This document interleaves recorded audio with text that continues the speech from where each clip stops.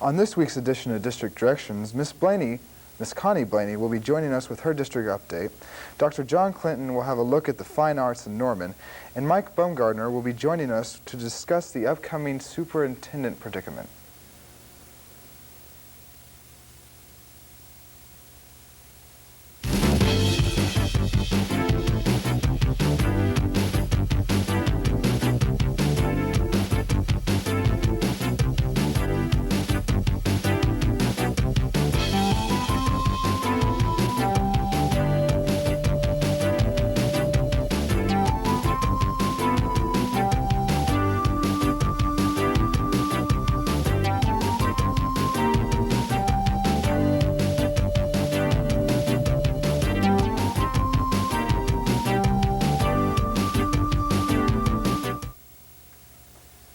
The Norman Public Schools will be conducting 5 public forum meetings for residents in Norman Public Schools. Here to give us more detail into that is Ms. Connie Blaney in her district update.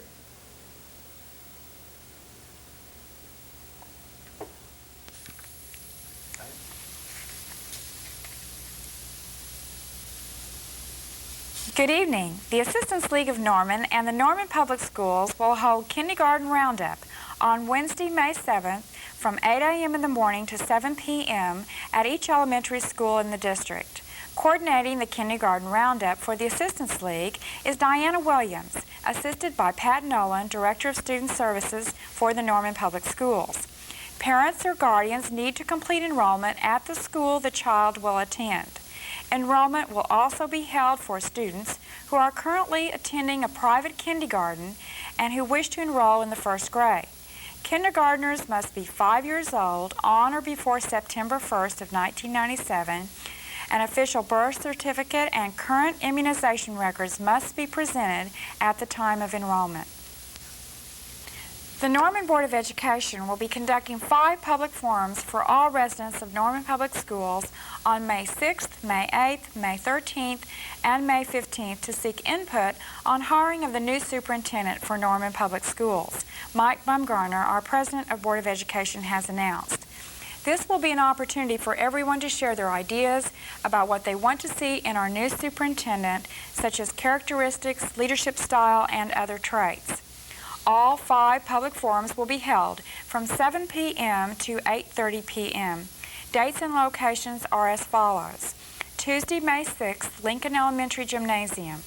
Thursday, May 8th, McKinley Elementary Gymnasium. Thursday, May 8th, Truman Elementary Gymnasium. Tuesday, May 13th, Monroe Elementary Gymnasium.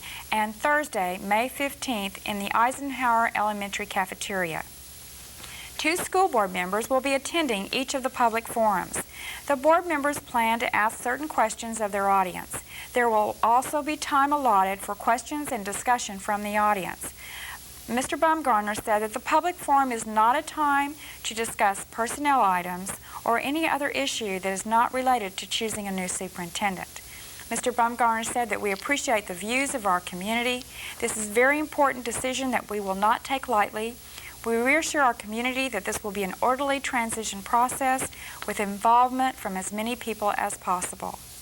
The board president also said that following the public meetings, the board members will assimilate the information and the board will continue to communicate to the public as plans progress. The Norman Public School Foundation's annual fund drive is still underway. All donations go towards the endowment. The interest from the endowment goes towards teacher grants for classroom projects and staff development grants for teachers. If you would like to donate, please send your donation in care of the Norman Public School Foundation, 131 South Flood Avenue, Norman, Oklahoma, 73069. On Monday, May 12th, we will honor our employees retiring this year from the district and employees with at least 15 years of experience at a reception at the Holiday Inn. We thank Jan Moran and Southwestern Bell Telephone Company for helping support financially this reception. Our retirees are Dr. Judy Ford Barber, Jeanette Bowman, Jim Knatzer, Evelyn Friedman, Marjorie Gallagher, Elizabeth Hedrick, Sally Kennedy, Rosalie Cromer, Patsy Lee, Carlotta Malden, Dr. Walter Val McClanahan, Sandra Potts, Dr. Edna Shove, James Smith, Carl Serber, Cotton Wade, and Donna Westgate. We wish all of these retirees good luck in their future endeavors. Across the nation, people will observe Teacher Appreciation Week, the week of May 5th through May 9th. The theme is, "One teacher can shape a child, one child can shape the world." We ask that you show appreciation to teachers for the hard work and dedication that they give to our youth. We want to also congratulate again our District Teacher of the Year, Tracy Four, math teacher from Norman High, who was selected recently at a Celebration of Teaching banquet for this very prestigious honor. Tracy will represent Norman's best for the next year as he attends public events, public speaking engagements, and other education activities. We wish him good luck. We're very proud of Tracy and all of our fine teachers. Our next school board meeting will be held on Monday, May 19th at 7 p.m. in the Administrative Services Curriculum Center, 131 South Flood. The public is invited to attend. Public comments are at the beginning of the meeting, and if someone would like to address the board, he or she must fill out a card before the meeting begins. Cards are located on the table in the meeting room. For Norman Public Schools, I'm Connie Blaney.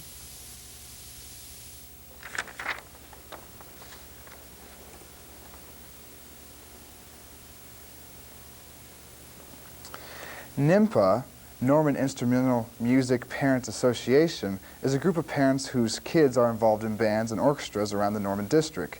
Dr. John Clinton will be joining us with Ken Adar, the president of NIMPA, and they will be discussing the topic of a new CD the NIMPA group has produced containing the past 50 years of Norman music.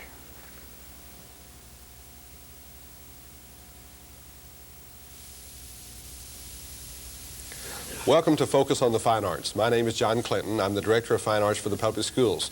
We're really pleased to have you here today. We have two wonderful guests with us who are both representing the Norman Instrumental Music Parents Association in two different ways. Ken Adair, who's the president of the Norman Parents Association. Ken, glad to have you here. Good to be here. And Michael Beyer, who is a student at Longfellow. Now, Michael, we're going to get right back to you in just a minute because you have a critical part with something that's going on here that's going to be released in just a little while. I want to get back to you about that. Ken, you've been involved with the Norman Instrumental Music Parents Association, and for our purposes, NIMPA. It's much quicker and easier to say. Absolutely. For at least a couple of years now, isn't that right? That's correct. Tell me what your responsibilities were last year. Well, last year I was president of NIMPA. Before that I was a representative for Central Orchestra. Yes. And then I was asked to serve as president, was elected as president, served last year, and this is my second and final term as president. Oh, of now NIMPA. don't say that with such glee. I know it's an awful lot of responsibility. Tell me what you think the purpose of NIMPA is and what do they try to do for the school kids? The purpose of NIMPA is actually very simple, and that is to supplement the resources and to help out with the instrumental music programs of the Norman Public Schools, and that's 5th grade through senior in high school. I think the Fine Arts Department has very limited funding for the instrumental music programs, and we are responsible, or at least take responsibility for raising money to supplement the funds that are given from the Board of Education. Very good. What kind of activities do the NIMPA people go through to raise monies?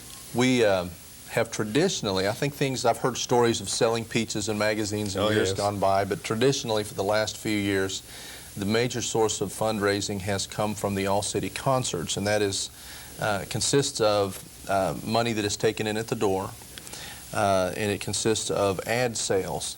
In addition to that, we have membership dues of $10 per family. And of that $10, $9 goes to the actual school program where their student goes to school. And if they have 2 students, we send $450 to one and $450 to the other. And $1 goes into the general NIMPA fund. And historically, we've been raising about $4,000 to $6,000 a year. And we have a new project this year which will double or maybe even triple what we've normally and typically raised for NIMPA. And that brings us to why we are really here. Right. Why don't you tell us just a little bit about that project? Well, let me just tell you the story of where the concept came from. About a year and a half ago, I was visiting an attorney friend of mine in Bartlesville, And Bartlesville is very supportive of the fine arts, and everybody there is familiar with the symphonic orchestra. And my friend's wife was in ballet, and she was very familiar with those things. And I had just gotten my brand new tape from the Central Orchestra, and I wanted her to listen to it and ask her what she thought about it. And I didn't tell her what it was, and when I told her that we listen to Russian Sailors Dance, and it just so happens that's going to be one of the pieces that we'll talk about today. And she listened to it and could not believe that was a mid-high orchestra. And it just so happens her parents dropped in about 5 minutes later unannounced. He's a Phillips Petroleum executive, and he was very much into the orchestra there, and he listened to it, and he absolutely cannot believe that was a mid-high orchestra. And they both insisted that I give them a copy of that tape. And to the best of my knowledge, they have no ties to Norman. They were just really amazed at the quality of the performance. And it occurred to me that if we could get these songs, like the Russian Sailors Dance and other songs from the different groups, onto a compilation CD, that we could sell those as NIMPA to raise money. And instead of giving out $250 scholarships, we might be able to get about $500 or $1,000 scholarships. And instead of paying for a fraction of the cost of sending students to honors programs, we could pay a large percentage, if not all of it. And instead of helping teachers pay for their seminars, we could pay for substantially all, if not all of it. Wonderful. That's my goal, to raise a substantial, larger amount of money for NIMPA. I don't think you'll have one person in the Norman schools, especially the teachers, and especially the students who are a beneficiary of all of that, who would object. Right, That's wonderful. Now, part of that also, Michael, that you have become involved with the CD project as well. I know that NIMPA put out some information about we would like to have one of our students, and some of our students who submit designs about what they thought the cover of the CD ought to be. And you decided to enter that competition. What made you think that you ought to be doing something like that? Well, I just thought it'd be really fun to enter a contest that I could design something on my computer. Oh, you're a computer graphic artist then. Yeah. Very good. Well, let's talk about that a little bit. How did you get into computers? Let's start with that. How did you get into computers first of all? Well, originally I just had an Apple IIc, one of those really old computers. And then last year I got a brand new computer. What kind? It's a Packard Bell mini tower. And I got it and I just started playing with all the software. That it was really neat. And then I got a color scanner to go with it and printer. And I just started using it a whole lot and found out how to use it really well. Well, you've learned a lot then. with it. How long have you had that kind of working knowledge of your computer? Have you been working on it a long time? Yeah, probably, well, just a couple years actually. Yeah, but very good. Now, when you decided you were going to enter this, what went into your mind to say, okay, here's what I want to do? Did you experiment with a lot of things, or you just say, this is it, this is what I want to do? I experimented a little bit with different colors of background. See, this is what I entered. Let's hold that up. Why don't you let me hold it right here. We have a little bit of an idea of what this looks like. Okay, good. So it says Sounds of Norman. Did you come up with that title? No, I think Mr. Adair gave that to me. Very good. I originally had NIMPA on the top because that's what my teacher had told me, but he decided he wanted that instead, so we changed it later on. But I was experimenting with like different colors of marble in the background and stuff. But I decided green would probably look the best. Yeah. Why did you decide on that? Do you have any reason why, or did it just come to your mind that that's what you I've just always liked green marble. Yeah, good. Well, it's a beautiful design. You've done a great job with it. Now, you're a student at Longfellow Middle School. Yeah. What grade are you in? Sixth. Sixth grade, and you're in the orchestra, I believe. Yeah. Is that correct? And your teacher is? Mrs. Archer. Mrs. Archer. And what do you play? I play the violin. You play the violin. Now, if you don't mind me just going to the side just a little bit, what is your most enjoyable part about being in orchestra? Well, basically playing. Yes? You like to Yeah. play? That's great. Tell me, because when you're at your age level particularly, and you're still learning lots of things that go on, there's an awful lot of dealing with, okay, we've got to play this scale for the next 14 hours. Okay, we've got to do this rhythm, we've got to do these sort of things. Before you can actually get to the music that you want to play for a concert, for example, you do an awful lot in those method books. Does that ever bother you, or is that something that you know why we're doing this? Well, what kind of bothered me was, see, I used to live in Kansas City, and the books they used for 5th grade here See, the string started in 4th grade there. It was the I same see. book we did the year before that. Right. So I had to use the same book two years in a row. Sure. And I already had some of those skills and things memorized. Yes. Much less I didn't need to go over and over and over again. But you survived it. Yeah. You know, there's lots of parents, not a lot, I guess, but there are quite a few parents and students who move into Norman who have started earlier. And they always worry about it, is my student going to be bored? Will they survive? And that sort of thing. You were probably a little bit bored here and there. A little bit probably, but it was still fun. It was still fun to do? So we had an accomplished player who came in who still made it through and probably learned through the repetition, wouldn't you imagine, of doing that? That's just wonderful. Now, if you were to pick the thing that you say would be your least favorite thing about being in orchestra, what would that be, maybe? I would probably have to say doing all this, the little repetition scale things. Yeah. But you've already seen how important that is to have that done. That's great. Well, Michael, you did a great design. And Thanks. You've done really well with that, and I think that's just going to be great. Now, Ken, tell me about, we have lots of different groups and lots of different pieces that are on this CD. What's it all about?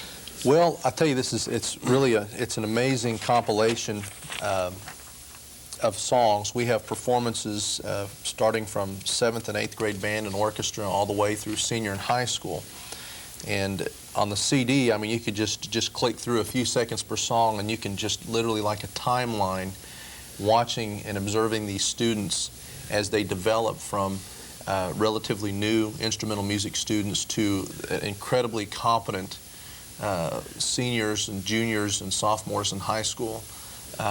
It's just an incredible experience, and you see it when you go to the All-City concert, and it's amazing. I've never gotten used to that. Every time I go, I just am in amazement at how much they changed so quickly from the 5th grade orchestra to the symphonic orchestra and bands of the senior high school. You know, that's a nice comparison for the CD. I hadn't thought about that. But not only are the individual pieces well done, as a matter of fact, I've listened to the first copy, the one that they were just mastering from to see what it's like. And it is an awful lot like the All-City. And I know that people are very interested in how that works, and they like to see that developmental level. Plus, they have their own groups performing. So we've got some groups from this past year, from every school. Right. And every band or orchestra at that school. Plus, we had an added benefit to it. We have several pieces. There's a long legacy in Norman Public Schools for fine instrumental music performances.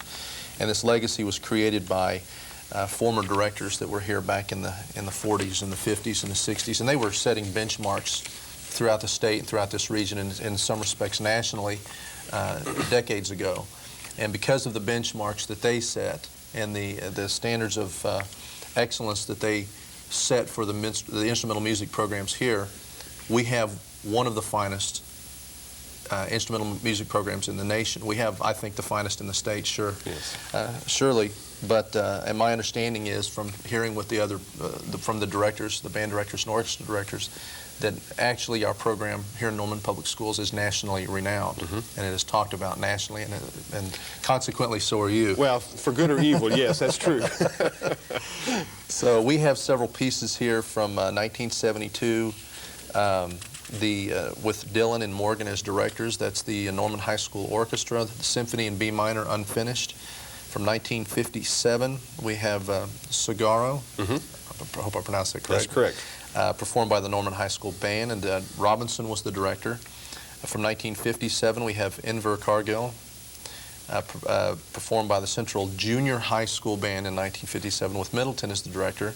We have Tritico, which is performed by the Norman High School Band in 1967, with Haynes as the director. And I think there may have been another.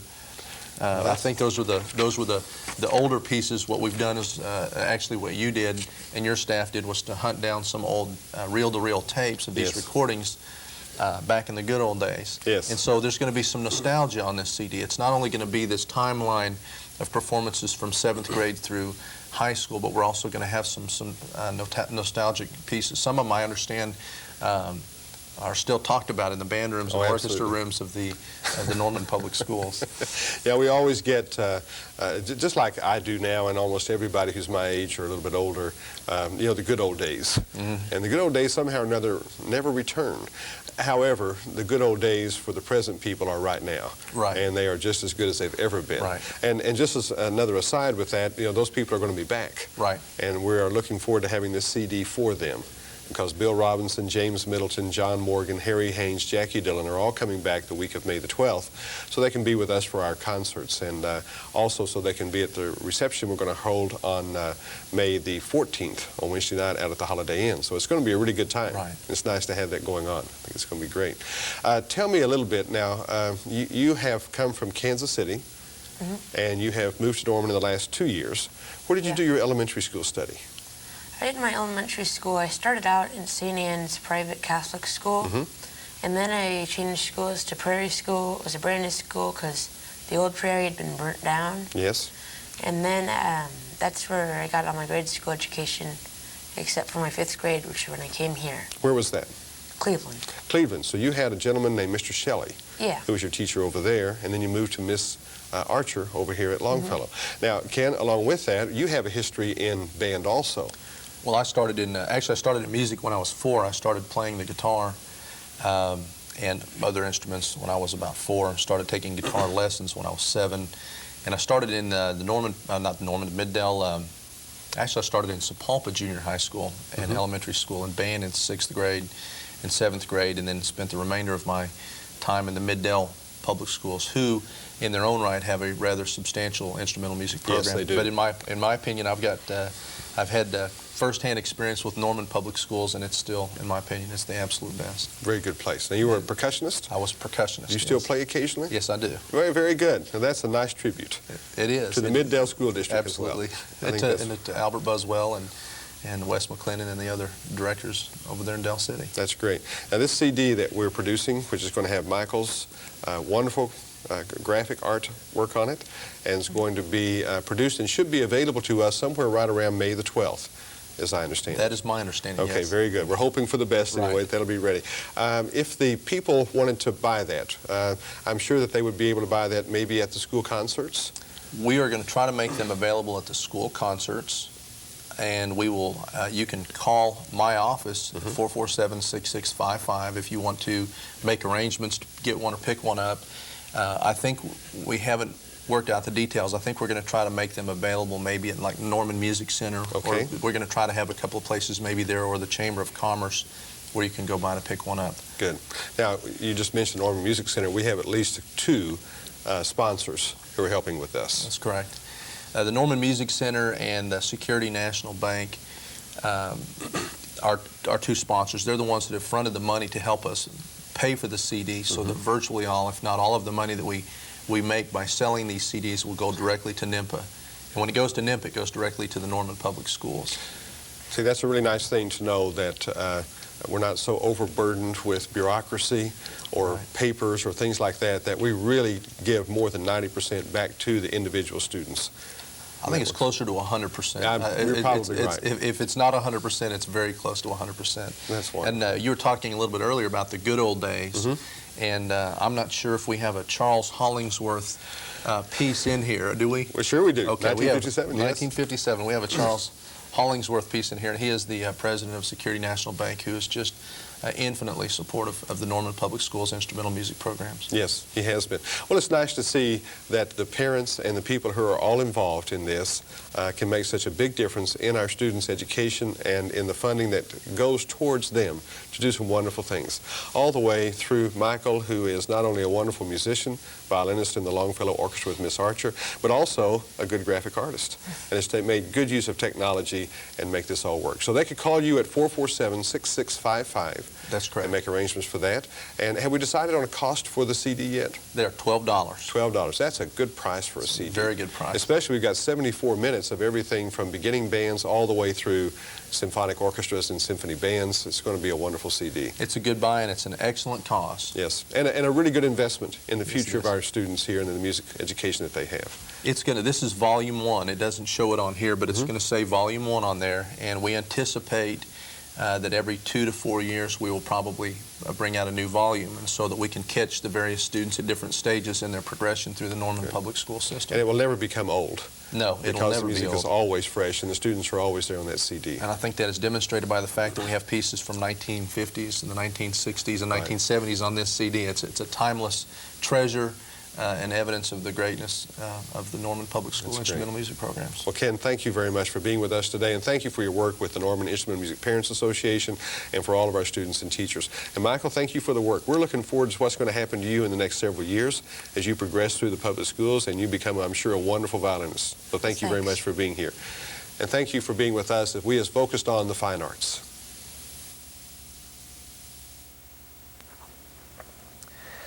At the beginning of 97-98 school year, the superintendent of Norman Public Schools will be retiring. Mike Baumgartner, the president of the Board of Education, joined our show to tell us about the town meetings that will be taking place to determine the new superintendent. Let's take a look. I'm Connie Blaney, and I have with me today Mike Baumgartner, president of the Norman Board of Education. Hello, Mike. Hi, Connie. Thanks for letting me come. Earlier in the show, in my district update, I mentioned that the Board of Education is hosting 5 public forums for the public starting this week to seek input from the community in our search for a new superintendent for Norman schools. And the forums will be on Tuesday, May 6th at Lincoln, Thursday, May 8th at McKinley and Truman, Tuesday, May 13th at Monroe, and Thursday, May 15th at Eisenhower. On April 18th, Superintendent James Gray announced that he is retiring next fall after school starts. Mike, to our viewers today, what can you tell me about why you and your fellow board members are hosting the public forums? We feel that communication between the public and the Board of Education has begun to solidify in the last 3 or 4 years. The Citizens Advisory Committee, advisory committees that have involved many patrons, and we feel that we would be remiss in making a decision this large without input from the community.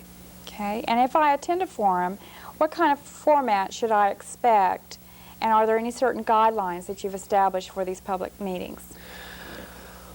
One of the things we wanted to do was make it convenient for people to come, and so we have scheduled these meetings at 5 elementary sites in different parts of town on different days, hoping that everyone will have a chance to make at least one of them.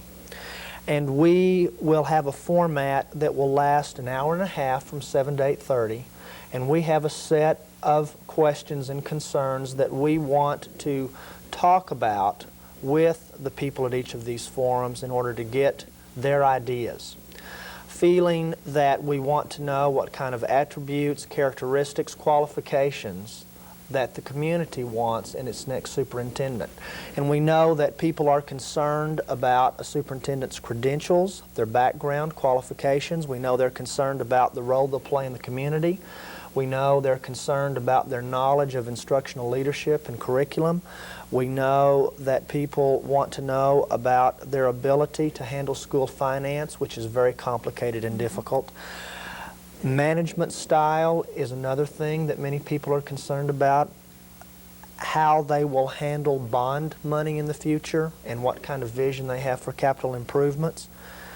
And of course, everyone is concerned about a superintendent and how they will get along with school employees, with fellow administrators, with site administrators, and of course, the most important thing, with teachers. But the community is very actively involved, and we want someone who sees the need to be involved in the community and get along with the community at large. Okay, and after the public forums are over, what will be your next step in the process?